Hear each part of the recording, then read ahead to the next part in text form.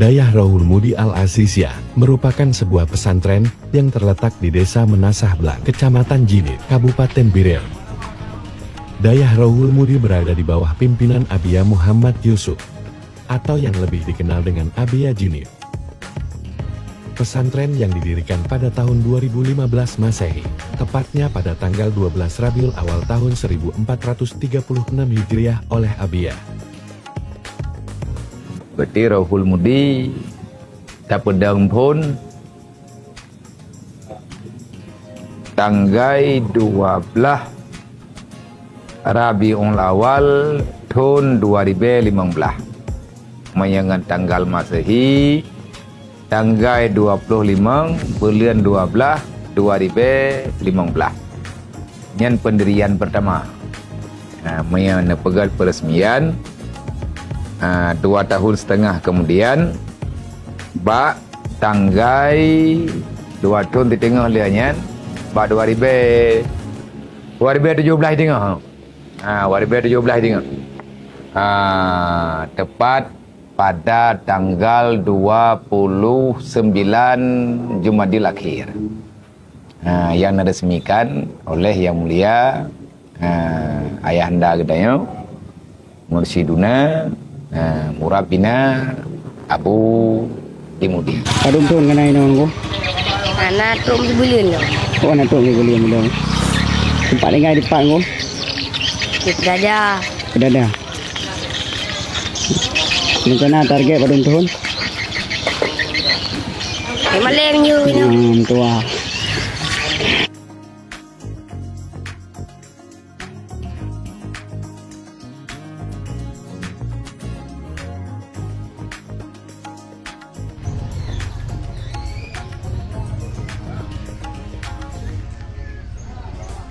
Berarti yang God tinggal lu yang bak dapur umum kubur raya menjempu-jempu warna yatim piatu fakir miskin daerah 500 lebih becut ataupun yang menggantau kurang becut cuman yang lain daripadanya juga Mehanatalah lebih kurang daerah 200 yang memang bukan yatim piatu, artinya urang yang biasa.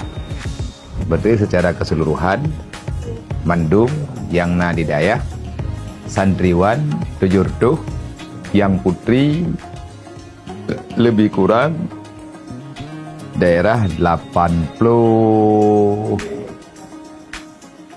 lebih lah. Teman data yang akurat hanaga lontong karena jarang-jarang long temong langgan do teritorial.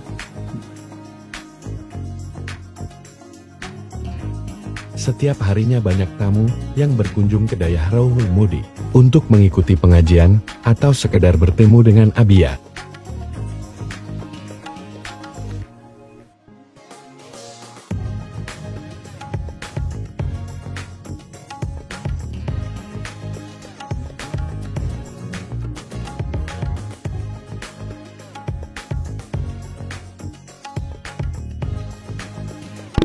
Assalamualaikum warahmatullahi wabarakatuh.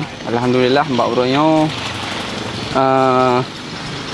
tanyo ka tru mbak komplek Dayah Rohul Mudi Al-Aziziyah Putri yang tinggal dibangun oleh Abiyah. Nyo naku sebelah kedanyo khusus untuk musala putri. Mereka bercengkrama seraya menuntut ilmu agama.